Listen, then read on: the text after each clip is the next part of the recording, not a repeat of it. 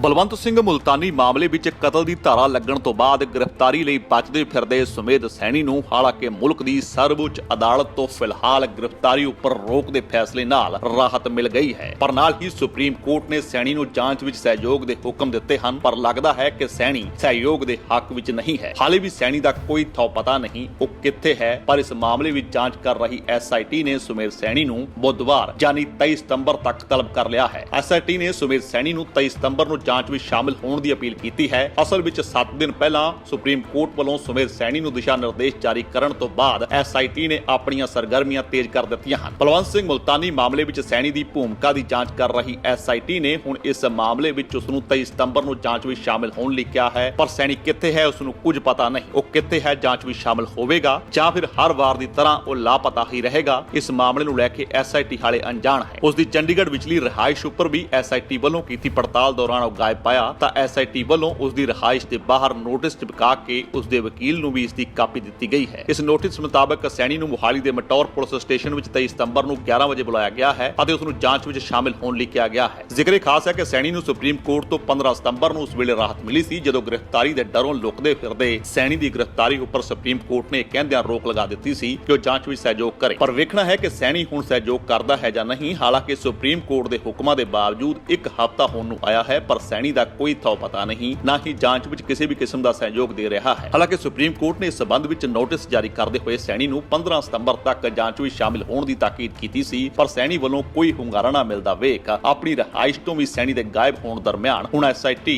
ਉਸ ਦੇ ਘਰ ਦੇ ਬਾਹਰ ਨੋਟਿਸ ਚਿਪਕਾ ਗਈ ਹੈ। ਉਸ ਨੂੰ 23 ਤਾਰੀਖ ਨੂੰ ਸਵੇਰੇ 11 ਵਜੇ ਜਾਂਚ ਲਈ ਬੁਲਾਇਆ ਗਿਆ ਹੈ। ਇਸ ਸਬੰਧ ਵਿੱਚ ਪੁਲਿਸ ਸੈਣੀ ਦੀ ਚੰਡੀਗੜ੍ਹ ਸੈਕਟਰ 25D ਸਥਿਤ ਮਕਾਨ ਨੰਬਰ 3048 ਰਿਹਾਇਸ਼ ਉੱਪਰ ਵੀ ਪਹੁੰਚੀ, ਪਰ ਪੁਲਿਸ ਨੂੰ ਸੈਣੀ ਬਾਰੇ ਕੋਈ ਥੌ ਪਤਾ ਨਾ ਮਿਲਿਆ ਤਾਂ ਪੁਲਿਸ ਵਾਲੇ ਉਸ ਦੇ ਘਰ ਦੇ ਬਾਹਰ ਨੋਟਿਸ ਚਿਪਕਾ ਕੇ ਚਲੇ ਗਏ। ਜ਼ਿਕਰ ਖਾਸ ਹੈ ਕਿ 29 ਸਾਲ ਪੁਰਾਣੇ ਬਲਵੰਤ ਸਿੰਘ ਮੁਲਤਾਨੀ ਕੇਸ ਦੀਆਂ ਫਾਈਲਾਂ ਹੁਣ ਜਾ ਕੇ ਖੁੱਲੀਆਂ ਹਨ ਤਾਂ ਇਸ ਮਾਮਲੇ ਵਿੱਚ ਸੈਣੀ ਨੂੰ ਹੱਥਾਂ ਪੈਰਾਂ ਦੀ ਪੈ ਗਈ ਹੈ। ਖਾਸ ਕਰ ਪੁਲਿਸ ਮਹਿਕਮੇ ਵਿੱਚੋਂ ਹੀ ਸੈਣੀ ਦੇ ਸਾਥੀ ਰਹੇ ਦੋ ਵਾਅਦਾ ਮੁਆਫ ਗਵਾਹ ਬਣਨ ਤੋਂ ਬਾਅਦ ਸੁਮੇਧ ਸੈਣੀ ਦੇ ਜੋ ਕੱਚੇ ਚਿੱਠੇ ਉਹਨਾਂ ਨੇ ਪਰੋਲੇ ਹਨ ਉਸ ਤੋਂ ਬਾਅਦ ਉਸ ਤੇ ਧਾਰਾ 302 ਵੀ ਲਾਈ ਗਈ, ਜਿਸ ਤੋਂ ਬਾਅਦ ਸੈਣੀ ਲਗਾਤਾਰ ਫਰਾਰ ਹੈ। ਹਾਲਾਂਕਿ ਅੰਮ੍ਰਿਤਸਰ ਵਿੱਚ ਦਲ ਖਾਲਸਾ ਵੱਲੋਂ ਸੈਣੀ ਦੇ ਫਰਾਰ ਹੋਣ ਦੇ ਪੋਸਟਰ ਵੀ ਲਾਏ ਗਏ ਅਤੇ ਪੁਲਿਸ ਵੀ ਉਸ ਦੀ ਹਰ ਸੰਭਾਵੀ ਟਿਕਾਣੇ ਉੱਪਰ ਛਾਪੇਮਾਰੀ ਕਰ ਚੁੱਕੀ ਹੈ, ਪਰ ਸੈਣੀ ਦਾ ਕੋਈ ਪਤਾ ਨਹੀਂ। ਹਾਲਾਂਕਿ ਕਾਨੂੰਨੀ ਨੁਕਤਿਆਂ ਤੋਂ ਜਾਣਕਾਰ ਸੈਣੀ ਨੇ ਆਪਣੀ ਜ਼ਮਾਨਤ ਲਈ ਹਰ ਦਾ ਅਜਮਾਇਆ। ਸਥਾਨਕ ਅਦਾਲਤਾਂ ਸਮੇਤ ਹਾਈ ਕੋਰਟ ਤੋਂ ਇਸ ਮਾਮਲੇ ਵਿੱਚ ਕੋਈ ਰਾਹਤ ਨਾ ਮਿਲਦੀ ਵੇਖ ਸੈਣੀ ਨੇ ਸੁਪਰੀਮ ਕੋਰਟ ਦਾ ਰੁਖ ਕੀਤਾ, ਜਿੱਥੋਂ ਹਾਲਾਂਕਿ ਉਸ ਨੂੰ ਇਹ ਆਰਜੀ ਰਾਹਤ ਜ਼ਰੂਰ ਮਿਲੀ ਕਿ ਕੋਰਟ ਨੇ ਉਸ ਦੀ ਗ੍ਰਿਫਤਾਰੀ ਉੱਪਰ ਰੋਕ ਲਾਉਂਦਿਆਂ ਉਸ ਨੂੰ ਜਾਂਚ ਵਿੱਚ ਸਹਿਯੋਗ ਦੇਣ ਦੇ ਹੁਕਮ ਦਿੱਤੇ ਹਨ, ਪਰ ਇਸ ਦੇ ਬਾਵਜੂਦ ਸੈਣੀ ਸਾਹਿਬ ਫਰਾਰ ਚੱਲ ਰਹੇ ਹਨ। ਪੁਲਿਸ ਵੀ ਉਸ ਦੇ ਘਰ ਰਸਮੀ ਛਾਪੇਮਾਰੀ ਕਰਕੇ ਪਰਤ ਰਹੀ ਹੈ। ਪਤਾਲ ਵਿੱਚੋਂ ਵੀ ਮੁਲਜ਼ਮ ਲੱਭ ਲਿਆਉਣ ਵਾਲੀ ਪੁਲਿਸ ਸੁਮੇਧ ਸੈਣੀ ਨੂੰ ਲੱਭਣ ਵਿੱਚ ਹੁਣ ਤੱਕ ਨਾਕਾਮ ਰਹੀ। ਵੱਡੀ ਸੁਰੱਖਿਆ ਅਧੀਨ ਵਿਚਰਦਾ ਸੁਮੇਧ ਸੈਣੀ ਪੁਲਿਸ ਨੂੰ ਝਕਾਨੀ ਦੇ ਅਜਿਹਾ ਫਰਾਰ ਹੋਇਆ ਕਿ ਉਸ ਦਾ ਹਾਲੇ ਤੱਕ ਕੋਈ ਥਾਂ ਪਤਾ ਨਹੀਂ ਹੈ। ਫਿਲਹਾਲ ਹੁਣ ਵੇਖਣਾ ਹੈ ਕਿ 23 ਸਤੰਬਰ ਨੂੰ ਸੁਮੇਧ ਸੈਣੀ ਮਟੌਰ ਪੁਲਿਸ ਥਾਣੇ ਪਹੁੰਚਦਾ ਹੈ ਜਾਂ ਨਹੀਂ। सत श्री अकाल जी, मेरा नाम गुरजीत सिंह है and we are located in Khan market Delhi.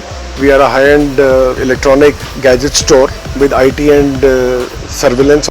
We have a team of 35 dedicated people and we are authorized for more than 60 international brands which includes Nespresso, Dyson, Devyale, Bose, Apple, Blue Air, Honeywell, to name few of our customers, big corporate houses, business people, industrialist, politicians, they are all hour customers.